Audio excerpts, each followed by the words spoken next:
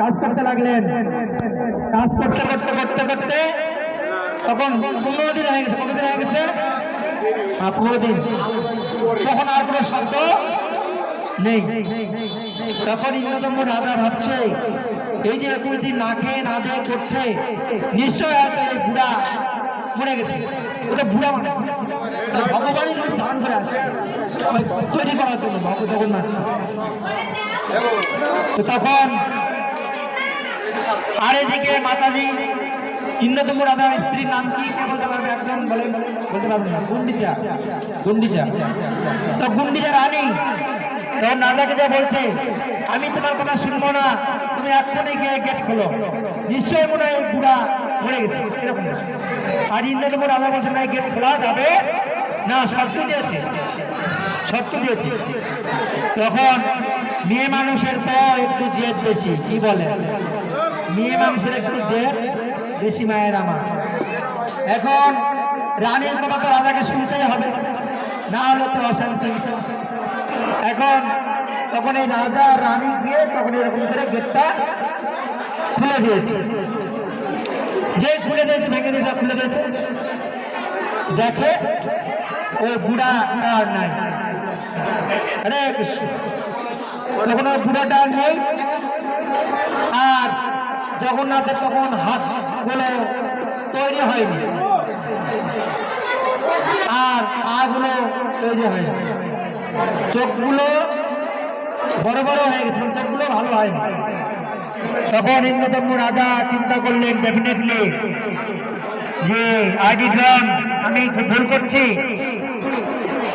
আমার কারণে আজকে এই জগন্নাথের এই দশা প্রাপ্ত হয়েছে, তাই আমি অনুতপ্ত হচ্ছি।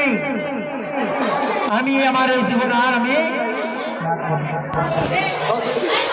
ইন্দ্রদম্ভ রাজা কি করলেন, একটা তরবারি বের করে নিজের প্রাণ ত্যাগ করার জন্য প্রস্তুত হলেন। যখন প্রাণ ত্যাগ করবেন, প্রস্তুত হবেন, তখন তবে আমাদের কি কি হয়েছে, আরো 20 মিনিট, আগামী 10 মিনিট করবা। তো যাই হোক, তখন ইন্দ্রদম্ভ রাজা প্রাণ ত্যাগ করার জন্য যে তরবারি বের করেছে, তখন ভগবান জগন্নাথ দেব কি, জগন্নাথ দেব কি, তখন তিনি নিজের প্রকাশে বললেন, বৎস আমি তোমার প্রেমে সন্তুষ্ট হয়েছি, তো আমি এই রূপেই এই পৃথিবীতে তোমার সেবা আমি গ্রহণ করব। তুমি কি বর চাও? তখন সেই ইন্দ্রদম্ভ রাজা চিন্তা করলেন, আমি যদি এই জগন্নাথ আমার দাবি করি, তাহলে হয়তো শেষ পরবর্তী বংশধর আর কাউকে হয়তো ছুঁতে দেবে না, স্পর্শ করতে দেবে না, নিজেকে জগন্নাথের দাবি করবে। তাই তিনি বললেন, আমি নির্বংশ হতে চাই। কি হতে চাই? যেন আমার কোনো প্রজন্ম যেন দাবি না করতে পারে এই জগন্নাথ আমার। আমার এই জগন্নাথ আপনার নয়, আমার নয়, অন্য কোনো ধর্মের নয়, সকল ধর্মের, সকল বর্ণের, মানে নির্বিশেষে সকলের জগন্নাথ। এই যে জগন্নাথ রথে বের হয় রাস্তায়, কত লোক বের হয়, জগন মিশ্র অন্যান্য জাতি যারা আছে, জগন্নাথ কি কাউকে দর্শনাতে থাকে যে না আমি ওকে দর্শন দেবো না, ওকে দর্শন, এরকম নয়। জগন্নাথ সকলকে কৃপা করছে। সেভাবে জগন্নাথ বলে, আর কি বর চায়? বলে আমি নির্বংশ হতে চাই। আর কি বর চায়?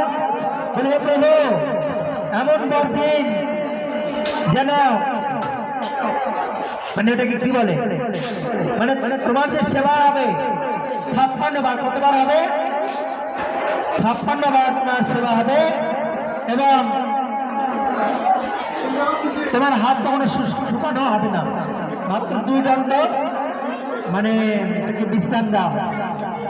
তো এইভাবে এই জগন্নাথের অনেক লীলা আছে। পর্যায়ক্রমে আমাদের অনেক ভক্তবৃন্দ আসবে, তারা আগামী 20 তারিখ আপনারা একদিন দুপুরে সবাই আসবেন। আমাদের ক্ষেত্রী ধাম থেকে প্রভু আসবে 12টার দিকে, আপনারা 11টার দিকে চলে আসবেন। ওই সময় যদি জানেন পার্থসারথী প্রভু আমাকে ফোন দিয়েছে, উনি জানা যাচ্ছে উনি 20 তারিখে আসবে। আপনারা 20 তারিখ আমি জানি কয় তারিখ, 20 তারিখ কী বার? একজন বলুন 20 তারিখ কী বার?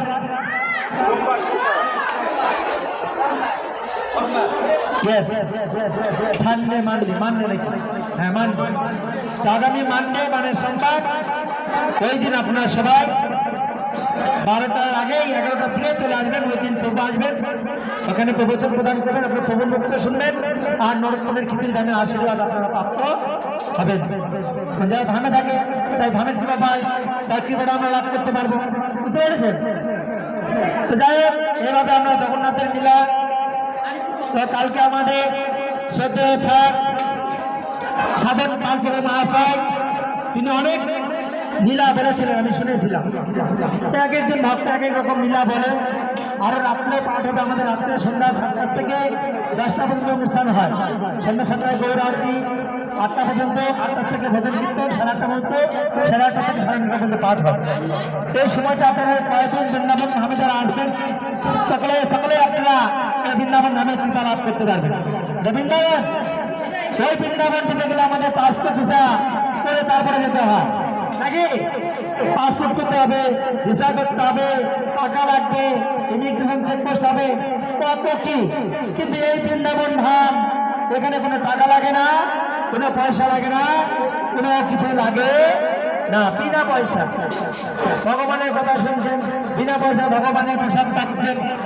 আর বৃন্দাবনে গেলে আপনাকে বাসা ভাড়া নিয়ে থাকতে হবে, প্রসাদ কিনে খেতে হবে, ওটাও বৃন্দাবন ধাম, সেখানে অনেক কৃপা রয়েছে। আমি আশা করব এই 9 দিন আপনারা খুব মন দিয়ে ধ্যান করে এখানে এসে ভগবানের কথা শুনবেন, ভগবানের সামনে নৃত্য করবেন। ভগবান বলছে আমার সামনে যে ভক্তরা নৃত্য কীর্তন করে তাদের প্রতি নৃত্য তালে তালে, প্রতি ধাপে ধাপে তাদের প্রাপ্ত পাপ আছে ক্ষয় হয়ে যায়। বিয়ে বাড়িতে যায় নাতি, বিয়ে বাড়িতে যায় ভিজে কানে নাতি, কোনো লাভ নেই। আসুন ভগবানের সামনে, ভগবানের সামনে উঠতে পারলে কি হবে? প্রতি নৃত্য যত করবেন ওই নৃত্যের পায়ের তালে তালে আপনার এই যত পাপ আছে শরীরে সব পাপ দূরে যাবে। এটা আমার কথা না, শাস্ত্র। এই যে বৃন্দাবন ধামে এসে বৃন্দাবনের কৃপা লাভ করবেন, আর প্রসাদের তো মহিমার শেষ নেই, হাজার হাজার মহিমা। এই প্রসাদ কে পেয়েছিলেন? নারদ মুনি। কার কাছে পেয়েছিলেন? হ্যাঁ, মা লক্ষ্মী দেবী দিয়েছিলেন বিষ্ণুর মহাপ্রসাদ। নারদ মুনি বৈকুণ্ঠে গিয়ে সে প্রসাদ খেয়ে বৈকুণ্ঠ থেকে যখন ফিরে আসতেছে তখন পথে মহাদেবের সঙ্গে দেখা, মহাদেবের সঙ্গে দেখা হলো। মহাদেব বলছে ভাই কোথায় গিয়েছিল? বললো যে আমি ওটাকে আর করে